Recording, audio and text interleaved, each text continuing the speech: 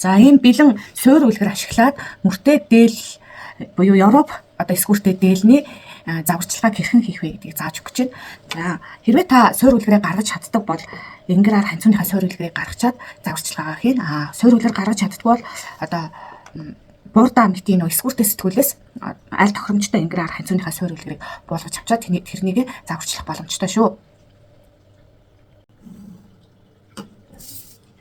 За яагаад ар дээр ихлээр эсгүүрээ бэлдэх хэрэгтэй вэ гэхээр эдлийн урт болохоор энэ нурууг дагсан арын урт гэдэг дээр үргэлжлээд эдлийн урт явж байгаа хэрэгтэй. Тэгэхээр дээлэн дээр бид нар одоо хамгийн алдаж болохгүй хэмжээ бол уртын хэмжээ гэж байгаа шүү дээ. Дээлний ерөнхий урт.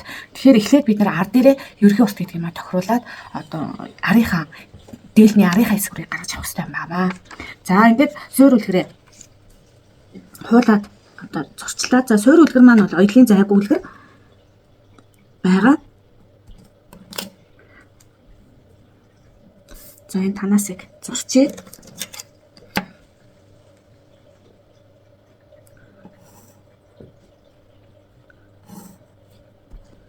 За ингээд хуулаа зурчлаа. За одоо энэ дээр бид нар хуул зурсан одоо энэ арийнхаа үлгэрийг дээлний үлгэр болгож өөрчилнө. За харагдахгүй ч магадгүй жоохон тод болгочих.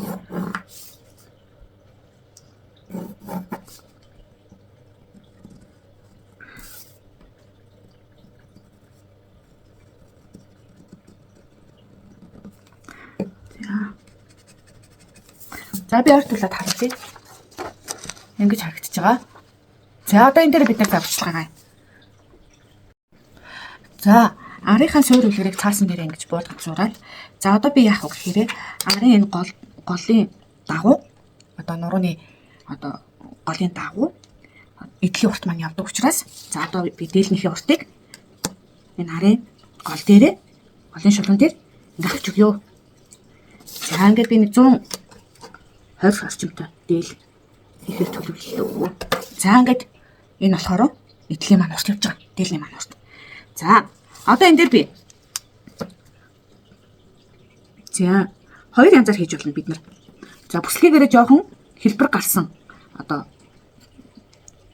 дээл. За эсвэл шууд энэ сугны цэгээс доошоогоо А хэлбэр үссэн дээл хийж болно. За тэгэхээр би эхнийх дээр нь шууд А хэлбэр үссэн дээлийг хийх гэдэг. За А хэлбэр үссэн дээл хийхин тулд за одоо яг энэ сугны энэ цэг хүртлээ энэ арын араасаа сугны цэг хүртлээ хэмжлээ. За энэ дээр энэ хэмжээг бас аваад өгч. За та нарт харуулах гад жижиг шугам барьсан байгаа учраас дунд нь хэмжээ аваад олгочих. За бүтгэхгүй ингээд холбоод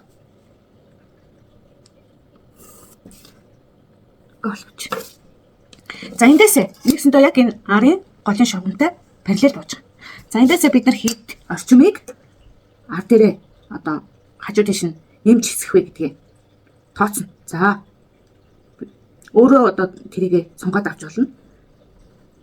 За би нэг 6 см орчим авч байгаа. Энэ жижиг хэсгсэн үлгэр болохоор багсгаад авчлаа. За энийгээ би энэ ташаанаасаа энэ одоо хормоны цэг хүртлээ холбоно.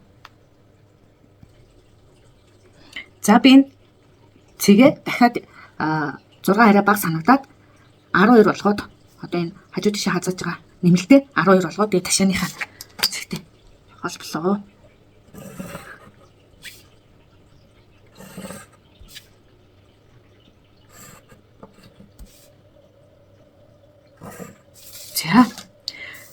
За одоо энэ дээр хормой болон ташаа ингээд тоглоод ирсэн маа. Тэгээ энэ дээр би 90 градус гэдэг ямиг заавалчгүй барьж өгнө хормон дээр.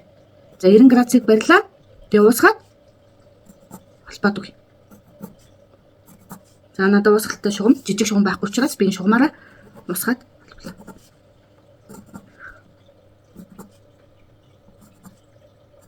За энэ үргэлтийн хэмжээ ойролцоогоор нэг 2 см байхад болно.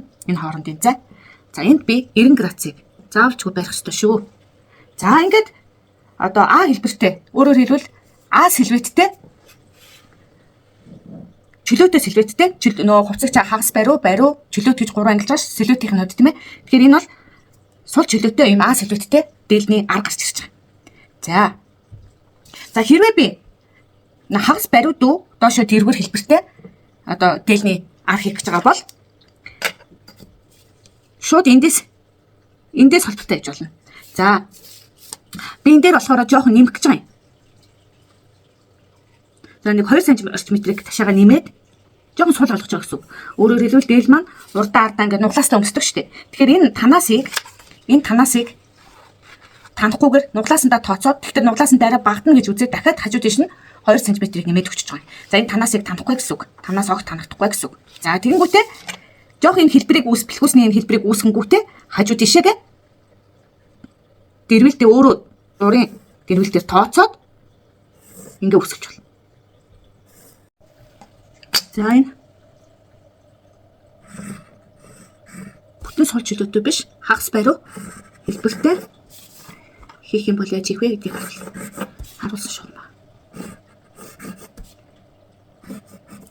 За энэ дээр мөн 90 градус үүсгэх хэрэгтэй.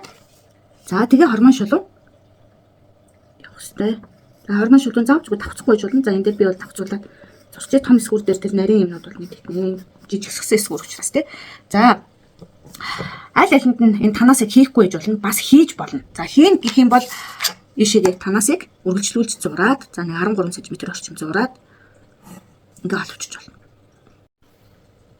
За бид нар ингэж эсгүүрээ хийцнийхээ дараа заавалжгүй нэг юм шалгаж үзэх хэрэгтэй байдаг. Тэр нь юу вэ гэхээр энэ үзэгний төвшөнд шалгаж үзэх хэрэгтэй. За юу шалгах вэ гэхээр тухайн хийж байгаа хүнийхээ болон өөрийнхөө одоо үзэгний тойргийг хэмжсэн байгаа. Тэр хэмжээсээ 4 хуваагаад тэгээд 4-ний 1 хэмжээсээ эндээ шалгаж үзнэ гэсэн үг.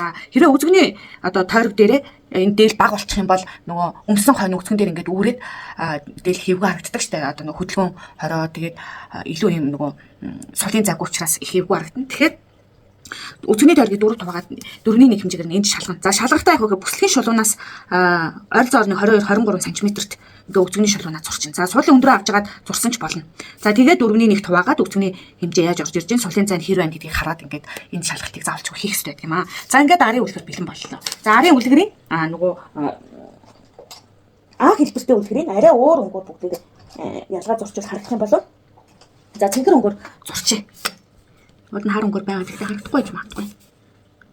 За би арай харагдах юм бол үгээд улаан зураг юу бол улаан цэнхэр балтнаас илүү өнгийн харандагаар арай тод харагдах байх гэдэг. Зураад байгаа. За энэ хормон дээр 90 градус авдаг шүү тий тэрэг ерөөсөө. За ингээд Европ эсгүүртэй дээл одоо бидний хэлж занснаар өртөө дээлний арын эсгүүр бэлэн боллоо. Тэр дотор зурцсан улаан бол баг зэргийн хагас бариу хэлбэртэй болгоод гаргаж байгаа дээлний эсгүүр байна. За танасыг таньж болно бас танахгүй байж болно гэж хэлсэн байгаа. За Европ эсгүүртэй одоо дээлний маань арын эсгүүр бэлэн боллоо. За англи эсгүүрийг тусад нь оруулж өгсөн байгаа. Хараад байгаа тэгээрээ. За манай танхимын сургалтуудын талаар мэдээлэл авахыг хүсэх юм бол пэйж хуудасаа дагаарай. За мөн чатаар холбогдож 96 65 77 07 утсаар дэлгэрэнгүй мэдээлэл авах боломжтой. За манай дээр эмэгтэй мөртэй дээлний одоо багц үлгэр болон ширхгээр зарж байгаа үлгэр мөн эрэгтэй мөртэй цамцны үлгэрүүдийг бэлэн худалдаалж байна. Чатаар захиалга өгөөд аваарай.